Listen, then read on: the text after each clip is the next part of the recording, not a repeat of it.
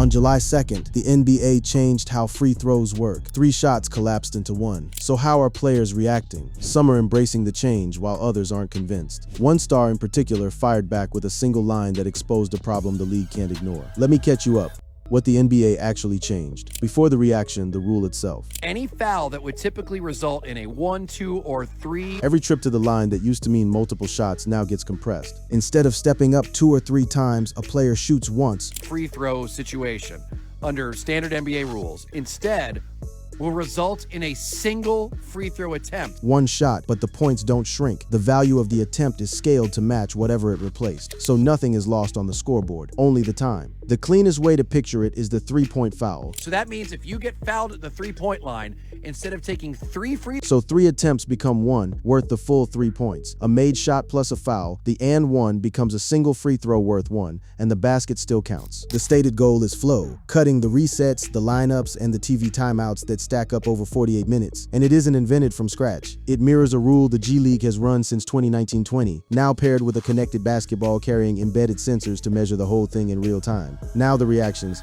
The players who have spoken. Here's the twist the intro hinted at. From actual NBA players, it's almost silent. Summer League rosters are rookies and fringe prospects chasing roster spots, and veterans are barely into their offseason. So nobody has shot one of these under the lights yet. Into that quiet step Jalen Williams, the Oklahoma City forward, didn't argue with the mechanic. He aimed at the whole pace project, clapping back with one line, want game flow improvements, but it takes 45 minutes to review calls. That's the problem the league can't ignore. Free throws are one symptom. Reviews, challenges, and inconsistent whistles are the bigger bottleneck. And that split, love it or hate it, is exactly what played out among the analysts reacting on camera. Watch one host's gut response the moment the rule clicks.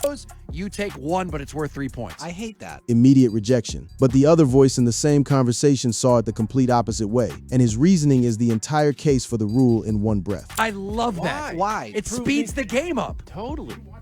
You watch an NBA game and go, I wish the game would be faster, though? Speed. That's the whole pitch, and it's where fans and media split down the middle. One camp calls it a needed fix for a bloated broadcast. The other calls it gimmicky and worries it erodes a real skill. But even a skeptic tends to agree on which part of the free throw ritual is the most tedious. The worst thing in sports is the dap. The guy that makes the free throw or misses has to handshake his whole team between. The dead time between shots, the handshakes, the resets is exactly what the rule deletes. So the loudest player voice is a skeptic, the analysts are split, and the disagreement isn't really about the shot. It's about whether speeding up one piece fixes anything. To see who it actually affects, you have to look at the players themselves.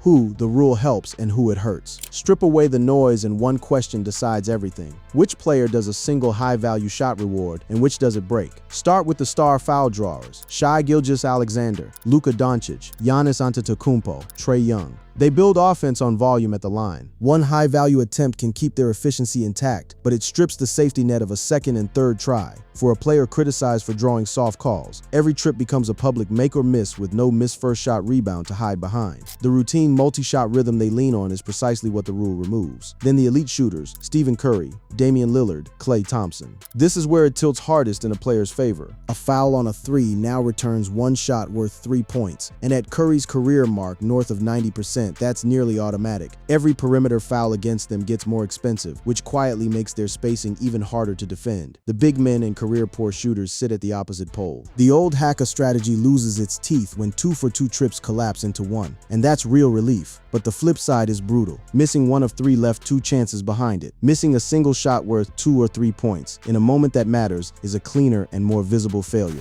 Rookies get the sharpest version because Summer League is their audition. No second attempt to settle in. Every trip is a one-shot referendum on their touch, watched by the exact coaches deciding whether they stick. It could even shift draft evaluations toward players with reliable mechanics and cold start mental toughness. Defenders round it out both ways. Fewer total free throws mean less early foul trouble, but the cost of a single bad foul climbs sharply, so the smart play is cleaner positioning over hopeful contests. One rule, 5 very different fates, and to see why the league trusts it, look at where it's already lived for years.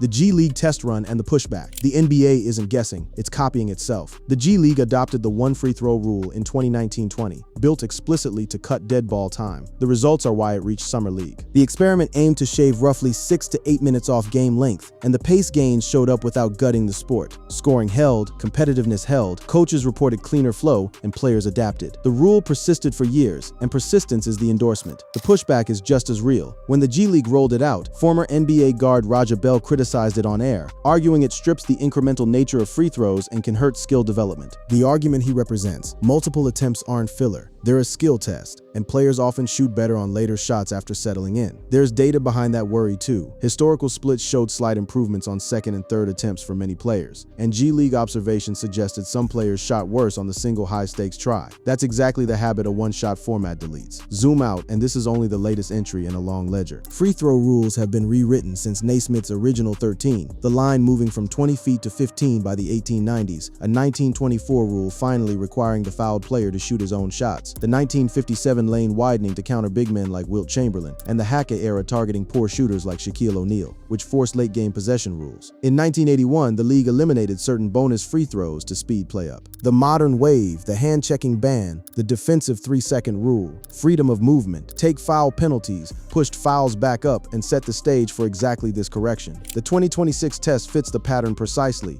data-informed, low-risk, tried in the minors first, to grasp why the league keeps circling back to the free throw line. You have to see how deliberately it was built in the first place. Free throws were never an afterthought. Under Naismith's framework, they were the primary penalty mechanism, the game's original way of punishing a foul without stopping to sort out possession. But almost nothing about them stayed fixed. The point economy itself shifted underneath the sport. Field goals were reduced from 3 points to 2, and the free throw was standardized at a single point, quietly setting the exchange rate that the 2026 rule is now rewriting for the first time in a century. Even the identity of the shooter was once up for grabs. In the earliest years, a team could send its best marksman to the line on someone else's behalf, and it took a 1924 rule to force the fouled player to shoot his own free throws. A small change that turned the free throw from a team asset into a personal test, and made every poor shooter a liability worth targeting. That liability is the seed of every pace problem that follows. Once the shot belonged to the man who was fouled, defenses had a reason to foul on purpose, and the league spent the next several decades trying to legislate that instinct back out of the game. The bonus era was the first real attempt. The 1-and-1, a free throw that only earned a second if you made the first, was tuned and returned through the 1950s, 60s, and 70s, with the league experimenting over how many team fouls per half should trigger it and whether the bonus should be automatic at all. Each adjustment was chasing the same ghost the one free throw rule chases now. How do you penalize fouling without drowning the game in dead ball trips? By 1981, the NBA had seen enough and stripped out certain bonus free throws outright, openly citing slow play as the reason, the clearest ancestor of today's experiment, and proof the league has been willing to delete free throws in the name of speed before. Then came the era that made the whole thing personal. The hacker strategy didn't just target Shaquille O'Neal. It hunted a lineage of dominant brick-handed big men, Ben Wallace, Andre Drummond, turning the free throw line into a weapon aimed at a player's single greatest weakness. The counter rules that followed, awarding a shot plus possession on late off-ball fouls, blunted the tactic without ever killing it, because the underlying math still rewarded sending a 50% shooter to the line. The one free throw rule attacks that math from a different angle entirely. You can no longer stretch a bad shooter across 2 or 3 misses, because there's only one shot to exploit. In that sense, it may finally accomplish what 40 years of bonus tinkering couldn't. What makes the G League the perfect laboratory for all of this isn't just that it tried the rule, it's that it kept it. The single shot format has survived there since 2019, despite being genuinely polarizing, which is a stronger endorsement than any launch day press release. A gimmick gets quietly shelved after a season. A real improvement sticks around long enough to become boring. And the league didn't impose it by decree. Modern rule changes now run through a competition committee where player input has steadily grown, precisely so the athletes executing a rule aren't blindsided by it. That's the machinery quietly grinding behind the Summer League test. Not a whim, but the latest turn of a century-long argument the NBA has never actually settled.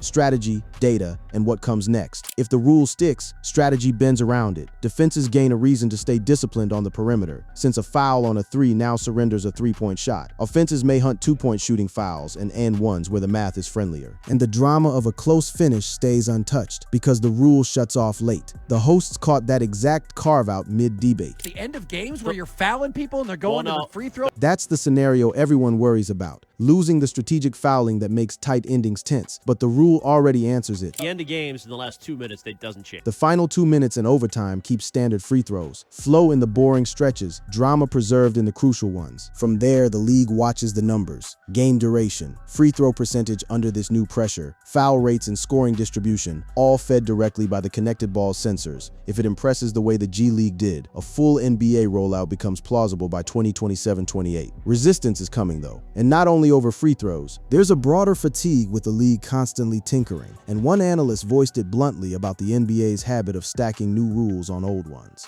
You can't just keep making up rules as you go and try to put them on over top of other rules. That's the mood the one free throw rule is walking into, a fan base already wary of change for change's sake, which brings it back to where the intro started. The rule targets one clear problem, and it may well cut those endless line trips. But Jalen Williams already named the ceiling, fixed the free throws, and a single 45-minute review still stops the game dead. The verdict isn't in, the Summer League games are. Watch whether this delivers the flow it promises or joins the long list of tweaks that treated a symptom and missed the disease. Thanks for watching. Check out other cards on the screen.